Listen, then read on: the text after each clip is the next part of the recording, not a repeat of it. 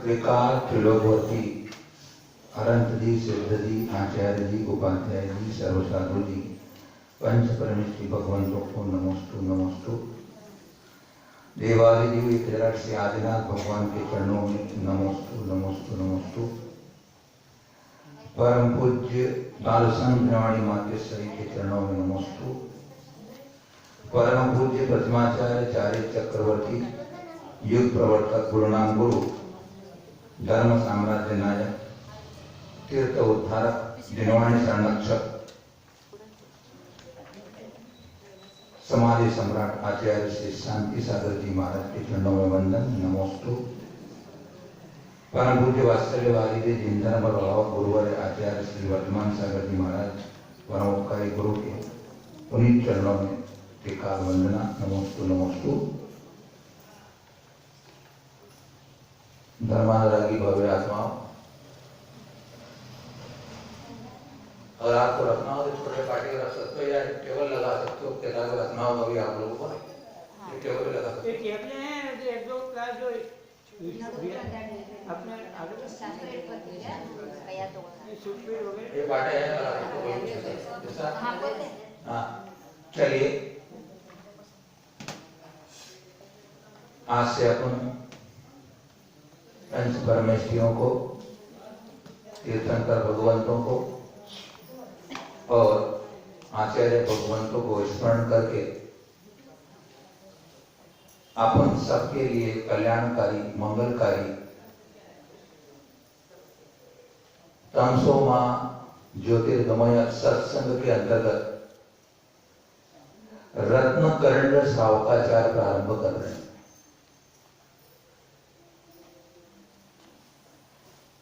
परम पूज्य महादार्शनिक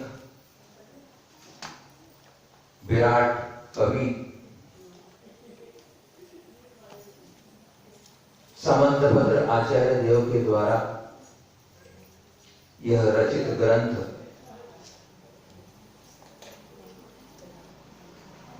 चरणानियों का ग्रंथ है। यह अपना आचरण, अपना चरित्र, अपना व्यवहार श्रावक कुल में उत्पन्न हुए हैं, कैसा होना चाहिए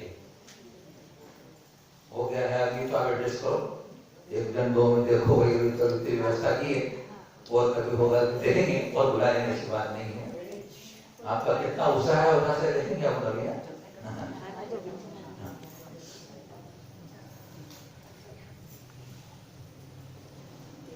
तो रत्नकर्ण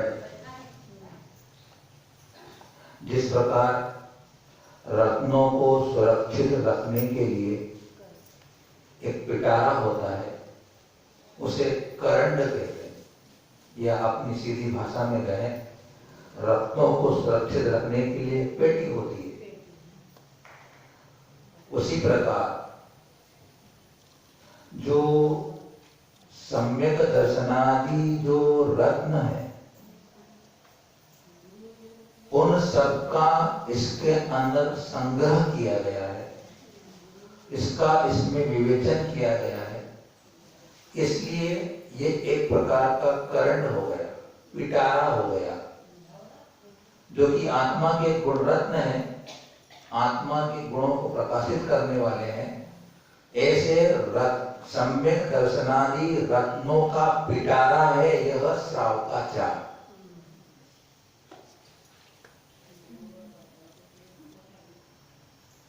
एक 150 कारिकाएं इसके अंदर है, 150 श्लोक है संस्कृत के अंदर, अनुष्टुप श्लोक के अंदर है, छंदस अनुष्टुप है। 5 अध्याय इसके अंदर है। पहला अध्याय सम्यक दर्शन का है, दूसरा अध्याय सम्यक ज्ञान का है, तीसरे अध्याय से सम्यक चारित्र प्रारंभ होता है उसमें से तीसरे अध्याय में 5 अणुवत और 3 गुणवत का वर्णन किया है। चौथे अध्याय के अंदर उन्होंने 4 शिक्षाव्रतों का वर्णन किया और 5वें अध्याय में संलेखना और जो 11 प्रतिमाएं होती हैं उनका उन्होंने विवेचन किया।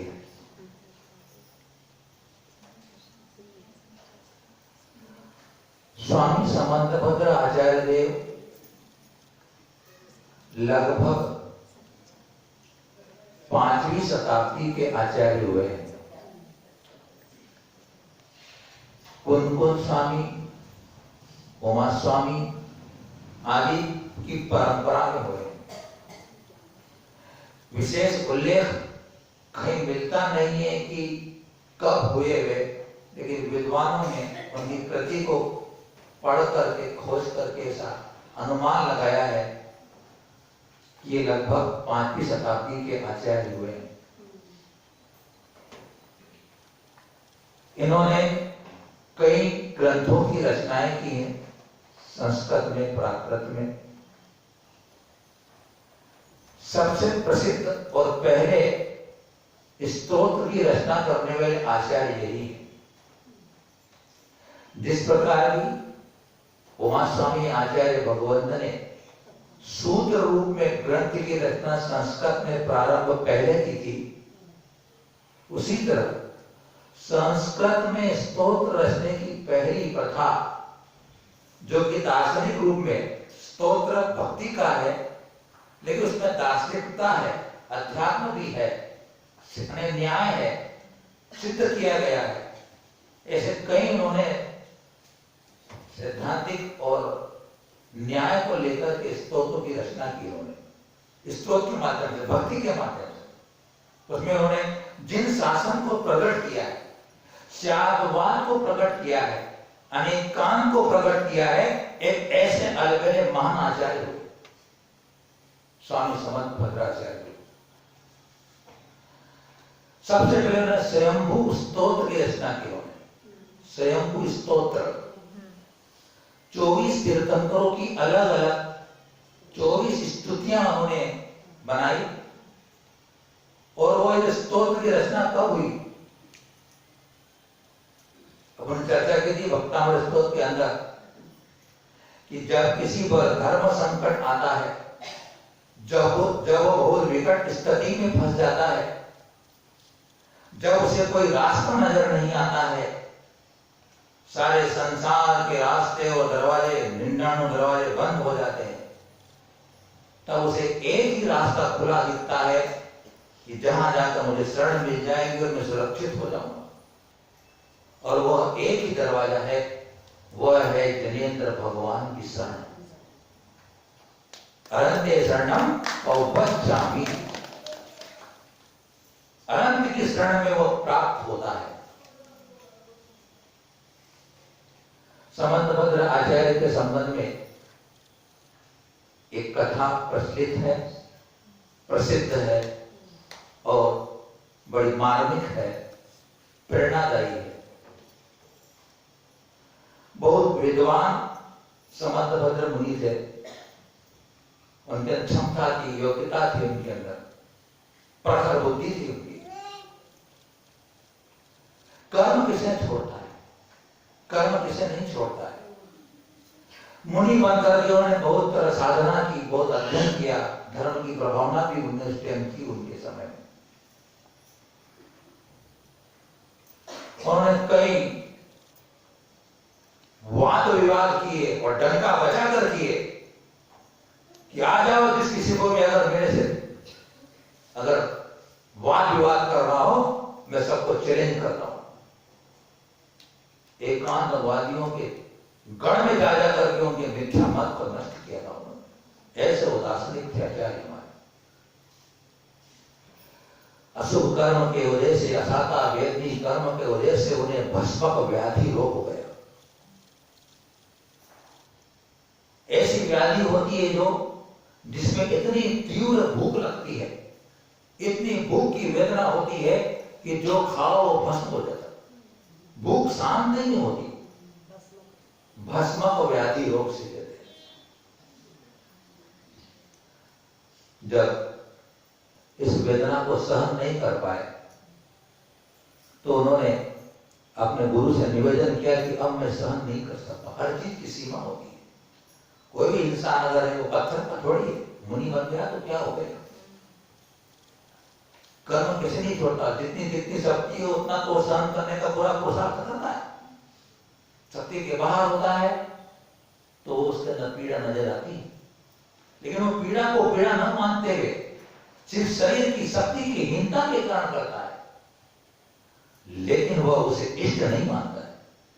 उसके प्रति उसकी अरुचि का भाव होता है, उसके प्रति ग्लानि का भाव होता है, उसके प्रति निंदा का भाव होता है। ये भगवान का जैसे कलिकाल में पैदा हुआ जहां मुझे उत्तम शरण नहीं मिल पाया।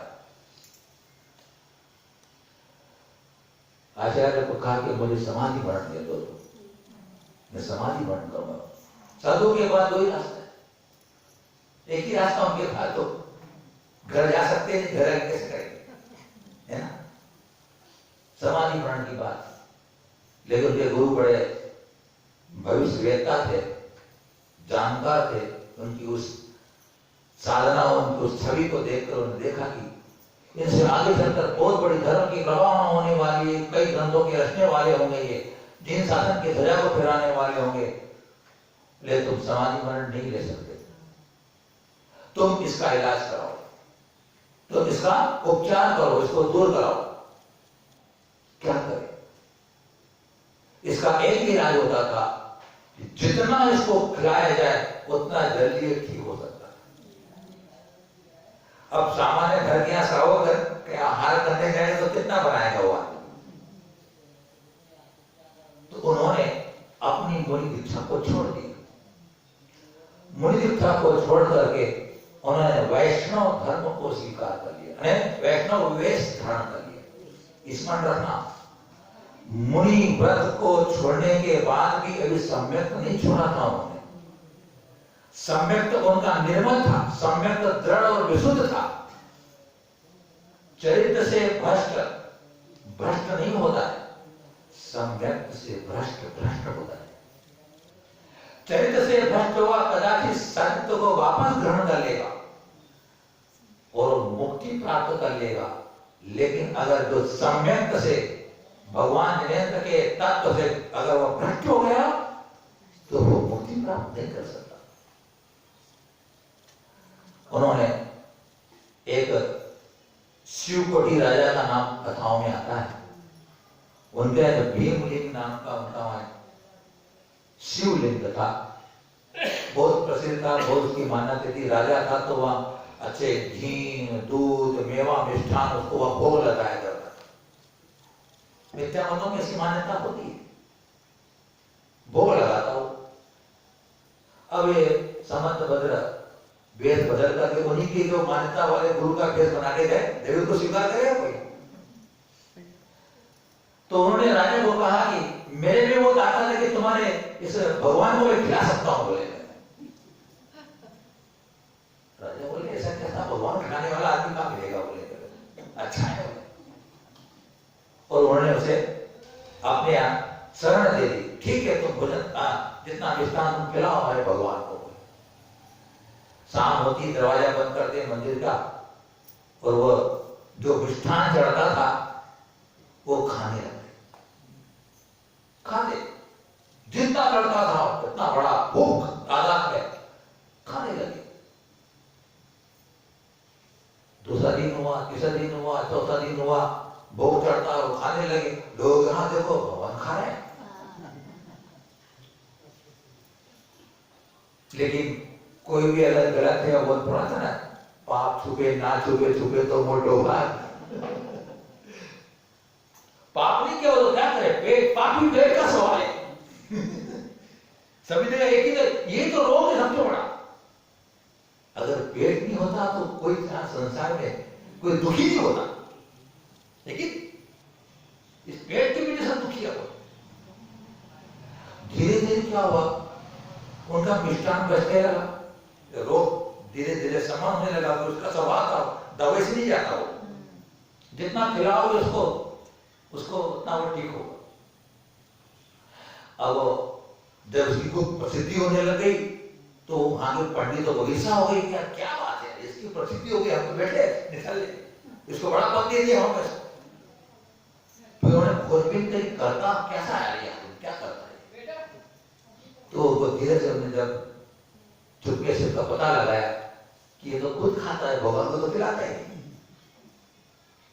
तो वो मुस्कान बचने लगा धीरे धीरे, तो पता लग गया, राजा को खबर पहुंची, तो राजा नाराज हो गया, उसको भी छू गया कि तुमने गलत किया, ऐसा करो तो हमारे भगवान को नमस्कार करो, अन्यथा तुम्हें दंड दिया जाएगा, शिवलिंग को प्रणाम करो। सबंध भजन मानने वाले थे क्या? सच्चे सम्यक दृष्टि थे वो, मिथ्या देवों को कभी अपना मस्तक नहीं झुकाने वाले थे वो। बोले राजन, ये जो आपका शिवलिंग है मेरा नमस्कार नहीं झेल सकेगा। बोले क्या बात करते हो, नहीं झेल सकता। बोले हमको सुरक्षित कर देंगे। बोले साकड़ों से बांध दिया गया उस शिवलिंग को। और जब ये राज्यसभा में समंतभद्र आचार्य देव ने बात कह दी, और सोचे करूं क्या, मैं बोल तो दिया कि मेरा नमस्कार झेल नहीं सकता है। हमने कहा जब धर्म संकट में पड़ता है, जब अंतर की आत्मा के अंदर एक ही शरणभूत नजर आता है कि तीर्थंकर प्रभु मेरे शरणभूत है, जो भगवान शरणभूत है, वही मेरे कारण है, मेरे विपत्ति को दूर करने वाले, संकट को दूर करने वाले, आपत्ति को दूर करने वाले हैं, और वो उनकी शरण में चले जाते हैं। रात बीती और सवेरे हुआ, और समंतभद्र आचार्य ने, जब उनका नाम तो ही रहेंगे अपन, स्वयं को स्तोत्र की रचना प्रारंभ की। 7 भगवान की स्तुति करने के बाद 8वें चंद्र प्रभु भगवान की जब स्तुति प्रारंभ की, और स्तुति का पहला श्लोक, चंद्र प्रभम चंद्रमरीचि गौरम चंद्रम द्वितीयं जगदीव कांतम वंदे विवन्यम महतामसिंद्रम जिनं जितस्वांत कसाय बंधम। बीच में बात कह रहे, जब समंतभद्र ने अपने सम्यक्त के दृढ़ होते हुए उसने बात कही, तो कथाओं में यह पढ़ने को मिलता है कि अंबिका देवी उनके पास आई। अंबिका देवी उनके पास आई, उन्होंने कहा चिंता मत करो, सब ठीक हो जाएगा। तुम तो कह दो मेरा मस्तक नहीं झुकेगा। तो सुबह प्रातः काल 7 भगवान की स्तुति की, तब तक किसी भगवान को नमस्कार नहीं किया था उन्होंने। 7 स्वयंभू स्तोत्र रचे ना, जब 7 भगवान की स्तुति की, उसमें किसी ने नमस्कार नहीं किया देव तक को। 8वें भगवान को जब इस पहले श्लोक से वंदे वंद्यम महताम असेंद्रम, आप देवों और राजाओं और चक्रवर्तियों के द्वारा वंदित है, मैं भी तुम्हें वंदन करता हूं, ऐसा वंदन किया तो शिवलिंग फूट गया और शंकर प्रभु भगवान की चतुर्मुख प्रतिमा पर हो गया, टुकड़े टुकड़े हो गए उसके। श्रद्धा तीर्थंकरों के स्वरूप की प्रति, तीर्थंकरों के आदर्शों के प्रति कैसी समंतभद्र आचार्य देव की श्रद्धा कि ये मेरा मस्तक अगर झुकेगा तो भगवान के चरणों में झुकेगा। ऐसी श्रद्धा जब होती है तब सब हमारे अनुकूल हो जाते हैं। श्रद्धा अगर निर्मल है, उज्ज्वल है, प्रशस्त है, तुम्हें किसी प्रकार का भय नहीं करना चाहिए। आप तो अपने तत्व सिद्धांत पर दृढ़ रहो, कुछ नहीं होने वाला। बाल बाका कोई नहीं कर सकता। बाल बाका होगा तुम्हारे कर्मों से होता है, अन्य व्यक्ति तुम्हारा कोई बिगाड़ नहीं कर सकता। इतना दरस बात करना और एक अपने सच्चे देव साथ गुरु के चरण में हमेशा आ जाना, तुम्हें कोई भय और कभी डर नहीं लगेगा। यह हमारा रत्नखंड श्रावकाचार, सबसे प्राचीन श्रावकाचार। 39 श्रावकाचार लिखे गए वर्तमान के अंदर। 39 श्रावकाचार्यों के अंदर कुछ विद्वानों के हैं, कुछ पंडितों के हैं, कुछ मुनियों आचार्यों के हैं, लेकिन प्राचीन अगर कोई श्रावकाचार है तो रत्नखंड श्रावकाचार सबसे प्राचीन। कुंकुम स्वामी ने भी श्रावकाचार्य की चर्चा अन्य ग्रंथों में की, लेकिन स्पेशली कोई श्रावकाचार्य नहीं बनाया। तो उस जब उनकी इस प्रकार से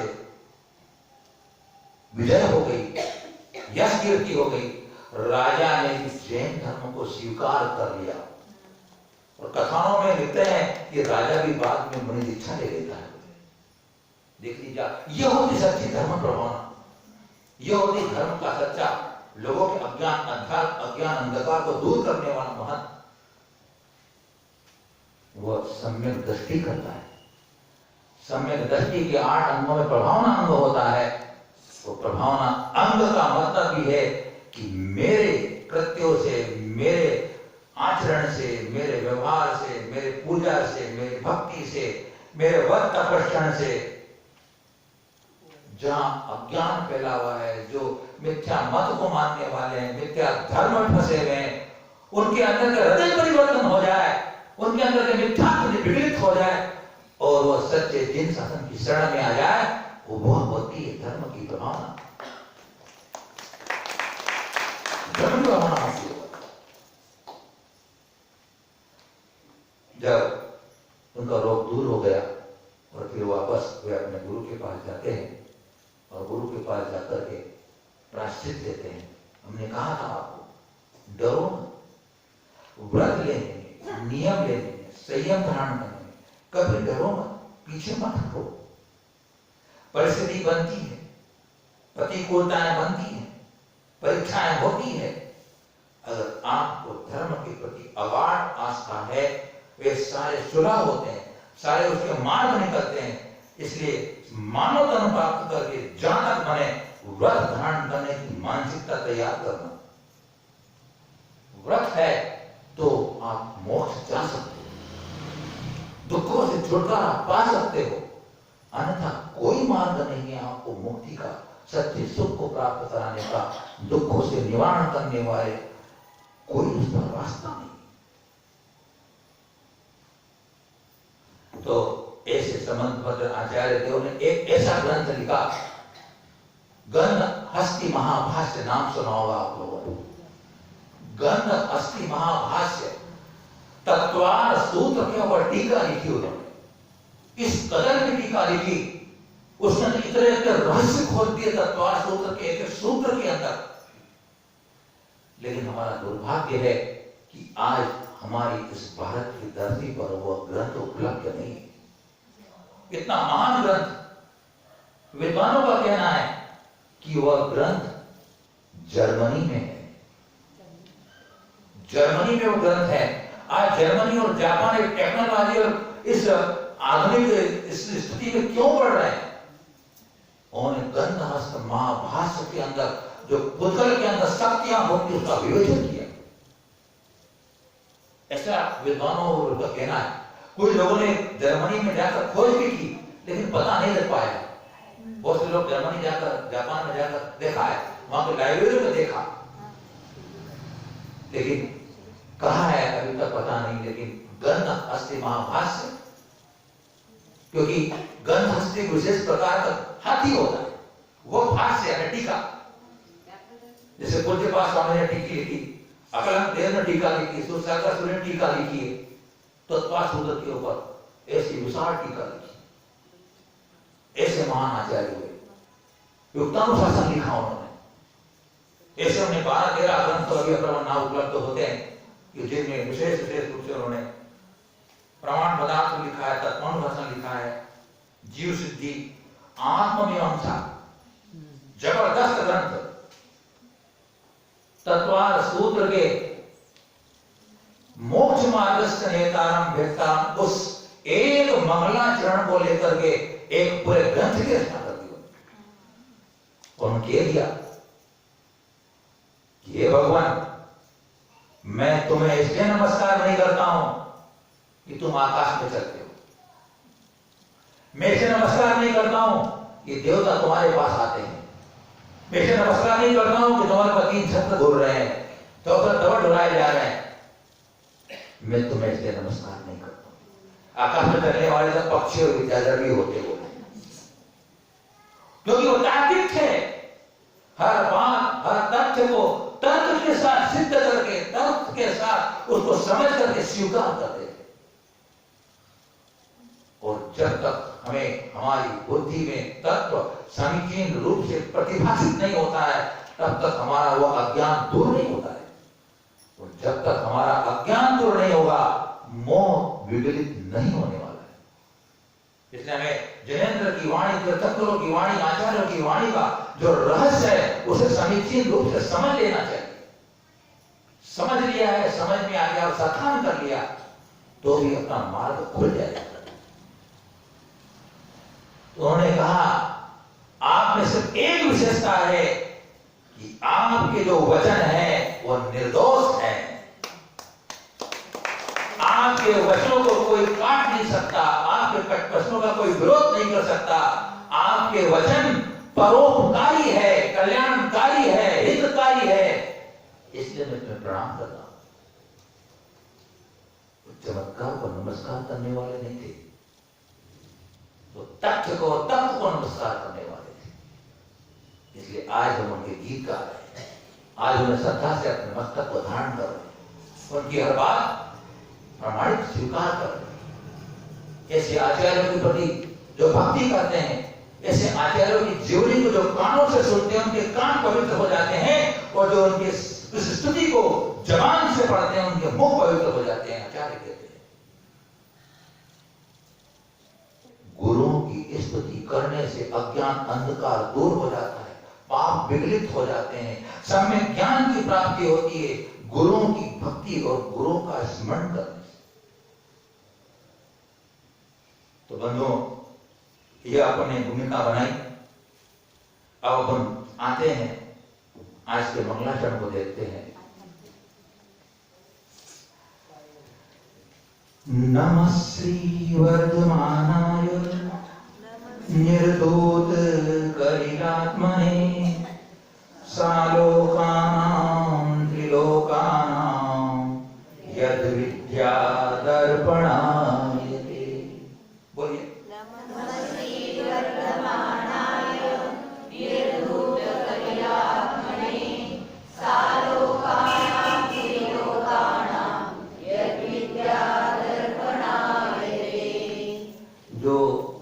निर्धूत में बड़ी मात्रा लगी, उसका उच्चारण निर्धूत करिला में थोड़ा जोर देना।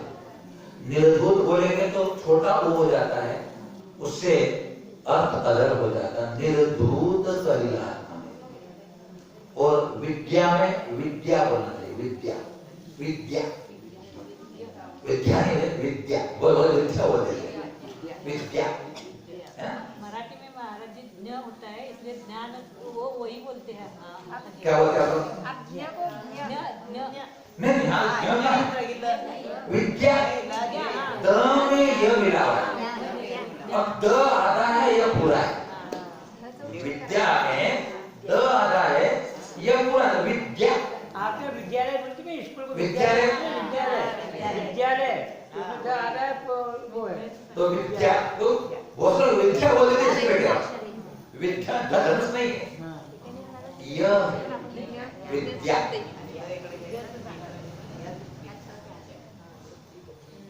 देखो अब पहले इसका अर्थ करते हैं।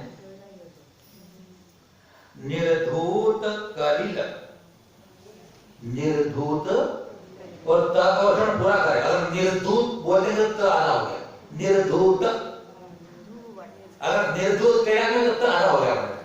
निर्धूत कलिलात्मने, ऐसे क्या होता है? मोक्ष मार्गस्य नेतारम भेटारम बोलना चाहिए, भेटारम बोलते थे। अब भेटारम क्या हो गया? आधा तो छूट गया, भेटारम बोलना चाहिए। है बोलिए आप, मोक्ष मार्गस्य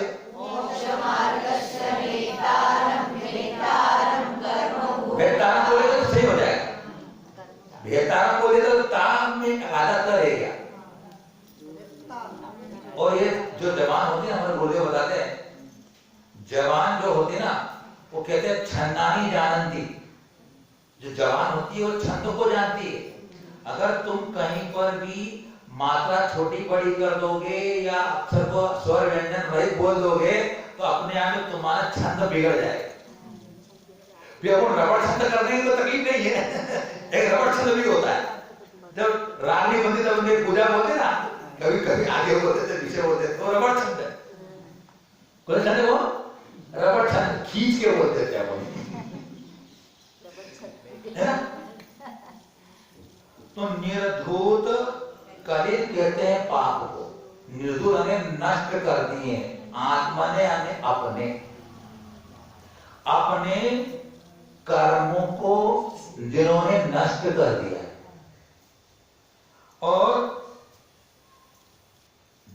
यद विद्या जिनकी या जिनके विद्या ने ज्ञान में, नहीं केवल ज्ञान, विद्या से हम ज्ञान से मतलब, क्योंकि हम तीर्थंकर भगवान को स्मरण कर रहे हैं, इसलिए ज्ञान से अपन केवल ज्ञान, जैसे जिनके विद्या ने ज्ञान में, केवल ज्ञान में दर्पण आए थे, दर्पण की तरह या प्रतिबिंबित होते हैं, ऐसा कर सकते हो।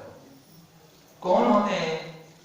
स अलोकानाम त्रिलोकानाम, स आने सहित, अलोकानाम माने अलोकाकाश, त्रिलोकानाम माने त्रिलोक, जिनके केवल ज्ञान रूपी दर्पण में अलोकाकाश सहित 3 लोक प्रतिबिंबित हो रहे हैं।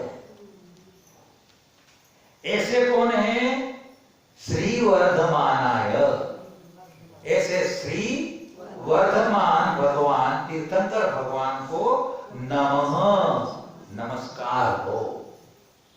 2 विषय बताया भगवान तीर्थंकर के, आदि भगवान महावीर स्वामी के, वर्धमान के 2 विषय बताए, जिन्होंने अपने पापों को नष्ट कर दिया है। पाप मतलब 4 घातिया कर्म, पाप घाती कर्माणि पापानि, सिद्धांत क्या है? घाती कर्माणि पापानि। घाती कर्म 4 होते हैं, वो कर्म तो 8 होते हैं, ज्ञानावर्णी, दर्शनावर्णी, वेदनी, मोहिनी, आयु, नाम, गोत्र, अंतराय। अब आप बताइए मुझे कि 4 घात्य कर्म कौन से? मुझे बोलिए आपको मैंने 8 कर्म बता दिए, 4 कर्म बताइए जो घात्य कर्म है।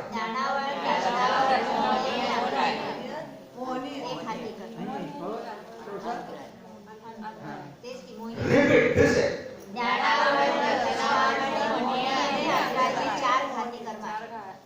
ज्ञानावर्णी, दर्शनावर्णी, मोहिनी, अंतराय, जो आत्मा के गुणों का घात करते हैं, प्रकट नहीं होने देते हैं, ऐसे कर्म को घाती कर्म कहते हैं। आत्मा के गुणों को जो घात करे उन्हें घाती कर्म कहते हैं। और अघाती कर्म 4 हो गए अपने, वेदनीय, आयु, नाम और गोत्र, जो अपने नजदीक है, एक में एक मिले में अपने अंदर, उनका नाम तो होना चाहिए अपने, जो अपने मित्र बना रखा अपने, 8 मित्र बना रखे अपने अनादिकाल से, 8 मित्र अपने पास हैं अनादिकाल से, उनके नाम तो मालूम होना चाहिए, हैं? तो 8 अपने मित्र है, शत्रु मित्र इस मतलब। वेदनीय, आयु, नाम और गोत्र, ये अघाती कर्म, ये 8 कर्म आत्मा के गुणों का घात नहीं करते, इनके रहते हुए आत्मा का गुण प्रकट रहता है, इसलिए इनको अघाती कर्म कहते हैं। या फिर ये अभाव रूप गुण का नाश करने वाले होते हैं, प्रतिजीवी गुणों का घात करने वाले होते हैं, इसलिए इनको अघाती कर्म। मोहिनी कर्म के उदय में मेरी आत्मा का जो स्वभाव है वो घाटा जा रहा है। मेरी आत्मा का स्वभाव शांत है, शीतल है, निर्मल है, पवित्र है, ये मोहिनी कर्म उसे घात रहा है। लेकिन वेदनी कर्म के उदय में मेरा आत्मा का स्वभाव, सुख स्वभाव है, वह सिर्फ उस मोहिनी के कारण विपरीत हो रहा है।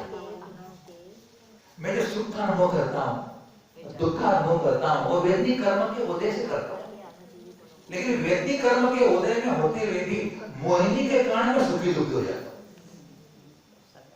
है ना? तो उसने मोहिनी ने हमारा काम उल्टा करा, तो हमारा आत्मा का स्वभाव घात रही, सुखी जी रहने रही। लेकिन वेदनी कर्म के उदय में सुख का अनुभव तो होता है, लेकिन वो मोहिनी के कारण अपने दुख का अनुभव कराता। तो जिन्होंने ज्ञानावर्णादि 4 घातीय कर्मों का नाश कर दिया है, और जिनके केवल ज्ञान रूपी दर्पण में अलोकाकाश सही लोकाकाश प्रतिबिंबित हो रहा है, ऐसे श्री वर्तमान भगवान को नमस्कार। श्री मतलब लक्ष्मी, लक्ष्मी मतलब अंतरंग और बहिरंग लक्ष्मी से सहित है कौन? हमारे तीर्थंकर भगवान। और वर्धमान समन्तात वर्धते इति वर्धमान, जिनका ज्ञान निरंतर बढ़ता हुआ रहता है, ऐसे जो होंगे वो वर्धमान होंगे। या फिर जिनके जन्म होने पर संपत्ति वैभव सुख आदि वृद्धिंगत होते चले गए थे, इसलिए उनको वर्धमान कहते हैं। शब्द का अर्थ ये होता है। और मान का अर्थ ज्ञान, जिनका वर्धमान मान ज्ञान, जिनका वर्धित होता चला गया है, केवल ज्ञान को प्राप्त हो गए, ऐसे वर्धमान भगवान। ये वर्तमान को कह रहे हैं वो एक सामान्य है, लेकिन इस वर्तमान शब्द से 24 तीर्थंकरों को भी नमस्कार किया गया। प्रभाचंद्र आचार्य टीकाकार कहते हैं कि वर्तमान को वीर भी कहते हैं। क्या कहते हैं? वीर। अब शास्त्रों में अक्षरों के माध्यम से अंकों की रचना की जाती है, अंकों गिना जाता है। तो देखो वीर में है तो य र ल व, ये 4 अक्षर य र ल व, इनका नंबर है य का 1, र का 2, ल का 3, व का 4, है ना?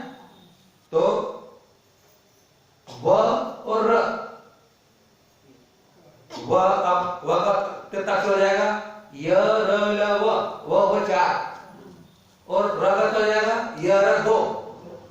तो बोलते अंका नाम माम तो गति, यूं 42 हो रहा है ना, 42 का उल्टा कर दो 24।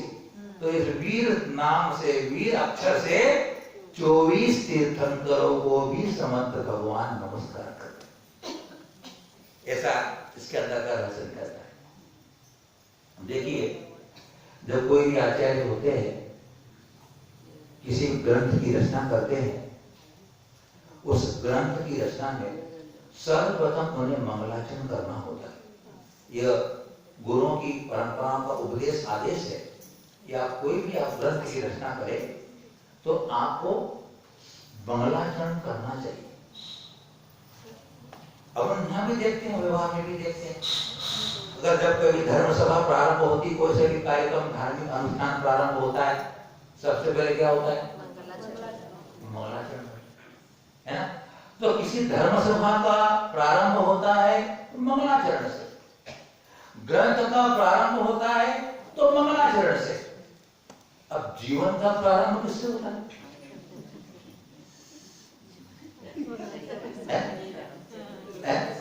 करना चाहिए, बोलते हैं मंगलाचरण से करना चाहिए। क्या हो? अपने जीवन का मंगलाचरण का किससे होता है? तो विचारक कहते हैं कि जीवन का मंगलाचरण जब होगा जब तुम्हारे में सम्यक दर्शन हो जाए। सम्यक दर्शन नहीं है तो तुम्हारा जीवन का अभी मंगलाचरण नहीं हुआ, आपका जीवन शुरू नहीं हुआ। धर्म सभा शुरू करना है तो मंगलाचरण, ग्रंथ को शुरू करना है तो मंगलाचरण, मेरा जीवन शुरू करना होगा तो सम्यक दर्शन हो जाएगा तो मेरा जीवन प्रारंभ हो जाएगा। तभी मैं मृत प्राय हूं, मेरी आत्मा की चेतना अभी मृत प्राय है। सम्यक दर्शन का मतलब ही होता है कि जिसने अपने इस देह रूपी देवालय में विराजमान अपनी आत्मा में परमात्मा का दर्शन कर लिए। सम्यक दर्शन की वह एक महिमा होगी। सम्यक दर्शन का मतलब ही है कि मुझे मेरे अंदर ही मेरा भगवान है, मैं ही भगवान हूं, ऐसा उसे बोध हो जाता है। भगवान के पास क्यों जा रहे?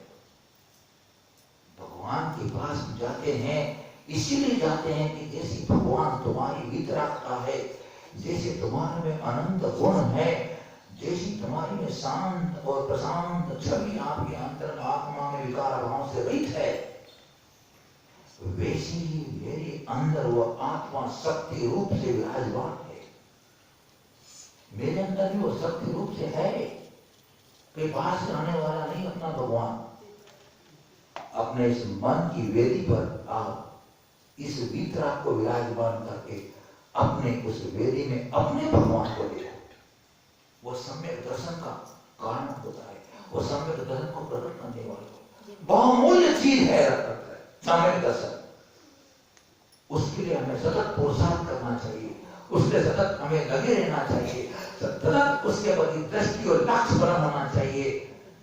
एन केन प्रकार जलकर मरकर भूनकर कैसा भी मुझे इस भाव में सम्यक दर्शन करना है। जब कई सार्थकता होगी,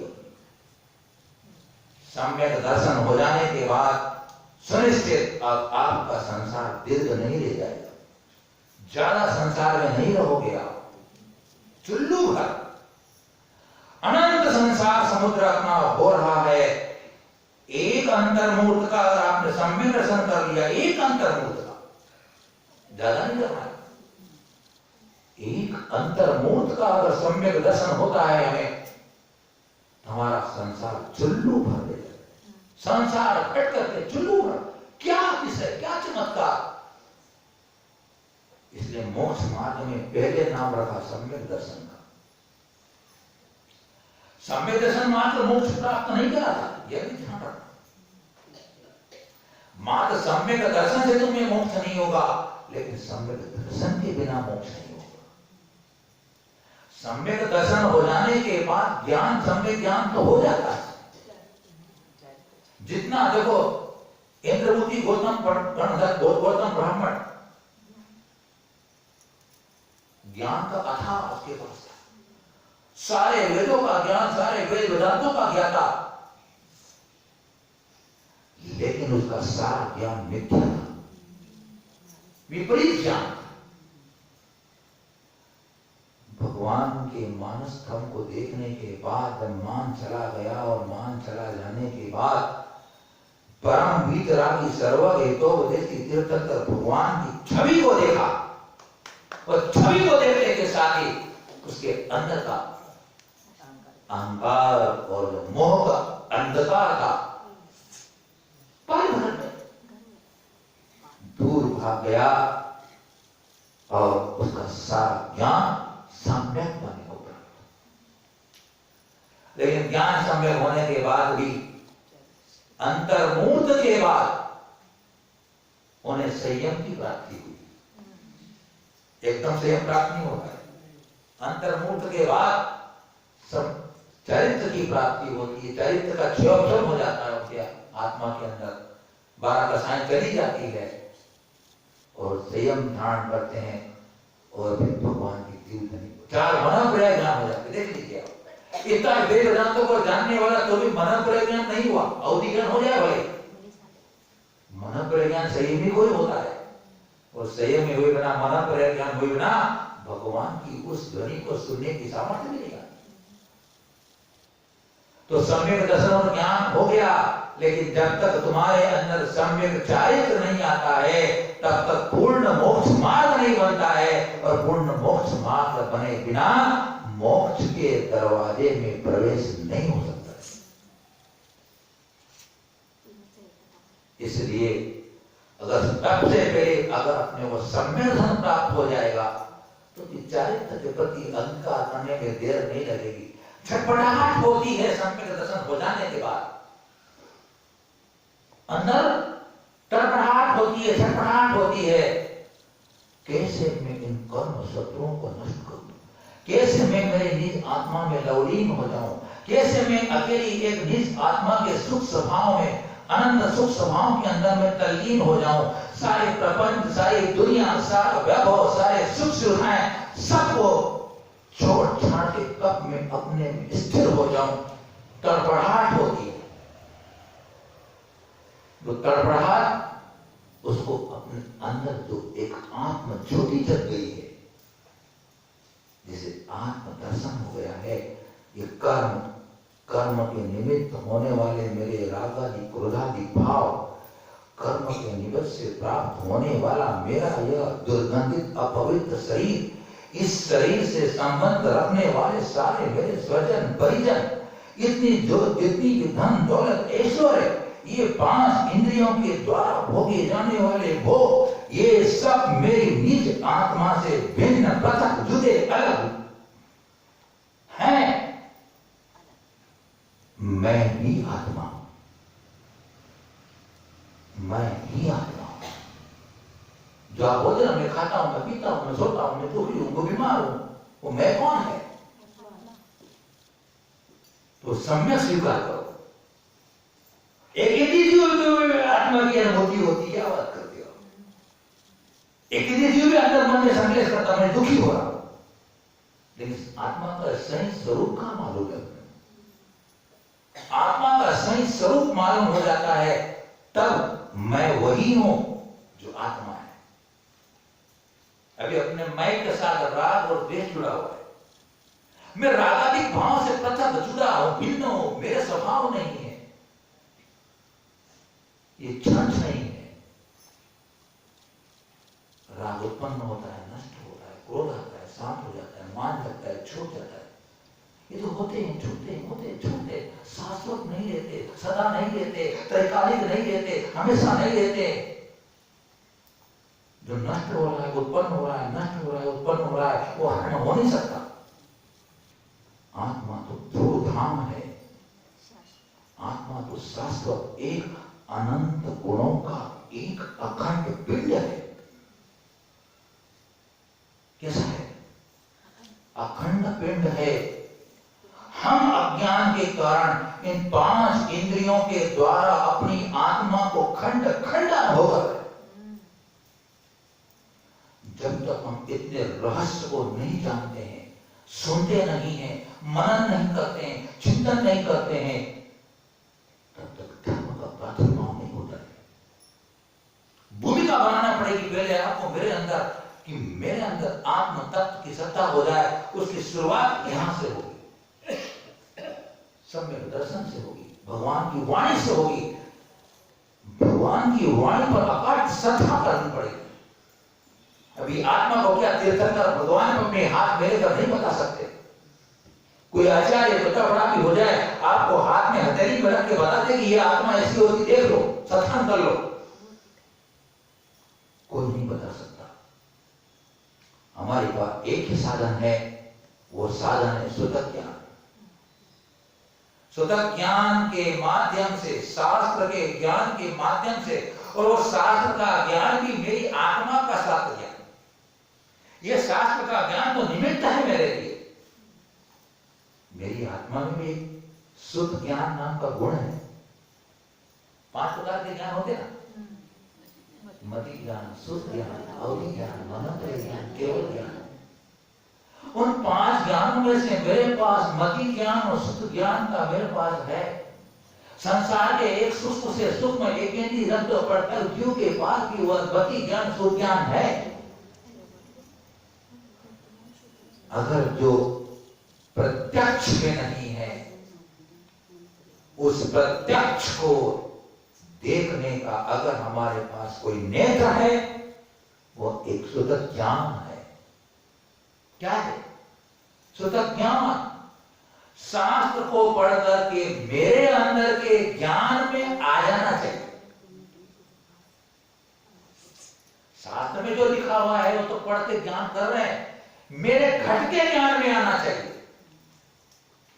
उस शुद्ध ज्ञान के माध्यम से हम जो अप्रत्यक्ष जितने भी तत्व हैं, पदार्थ हैं, आत्मा भी अरूपी पदार्थ है, उस अरूपी पदार्थ को भी शास्त्रों के माध्यम से, जिनेंद्र की वाणी के माध्यम से मैं परोक्ष रूप से प्रत्यक्ष करता हूं।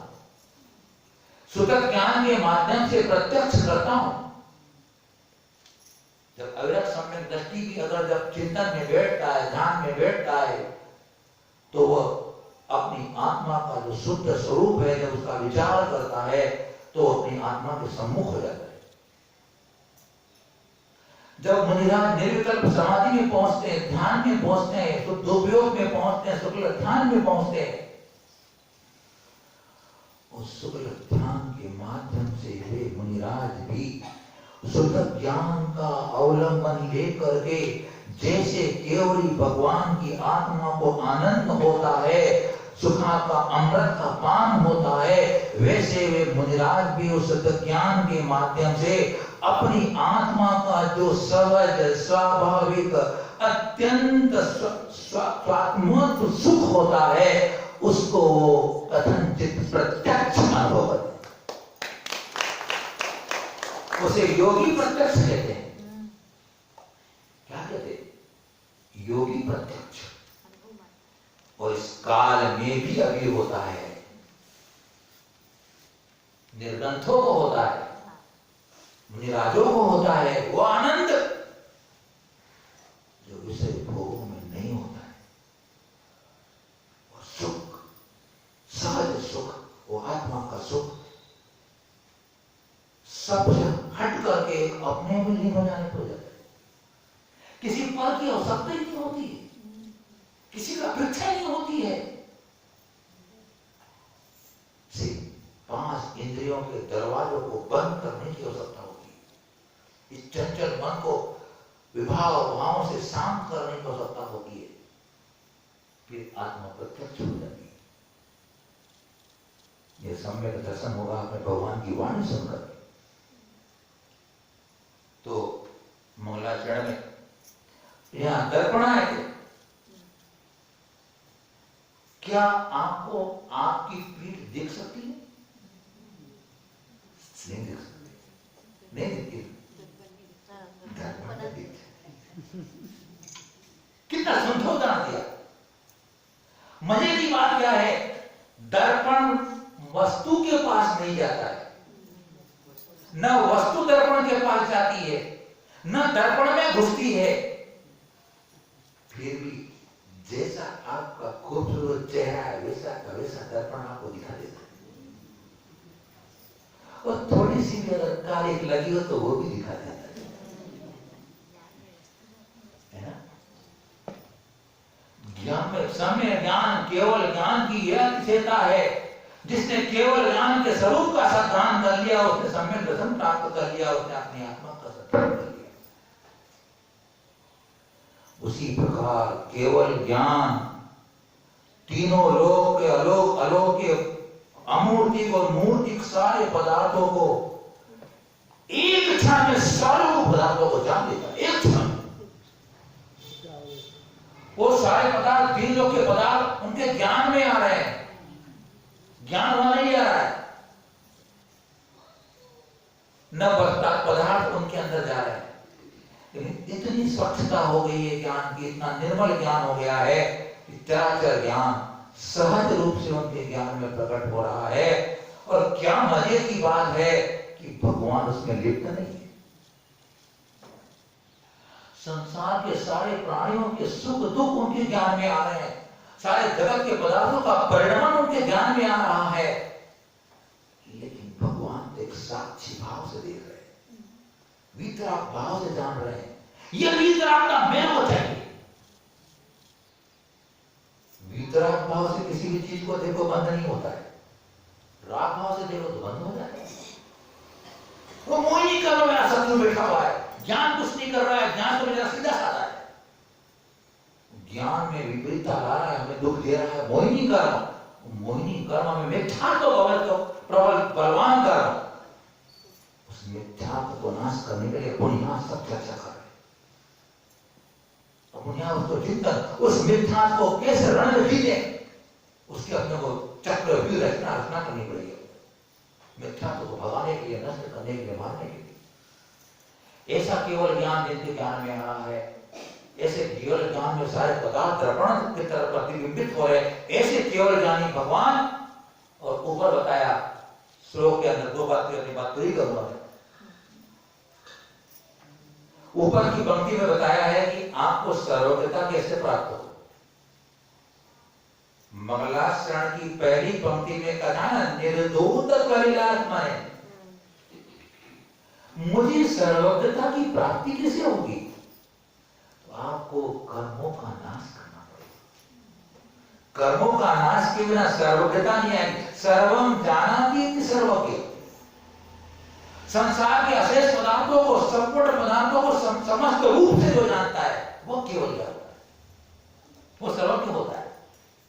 वो केवल संपूर्ण कर्मों के नाश करने से होगा। इसलिए वो पहला पंक्ति में सर्वज्ञ होने का उपाय और नीचे बताया सर्वज्ञ का स्वरूप।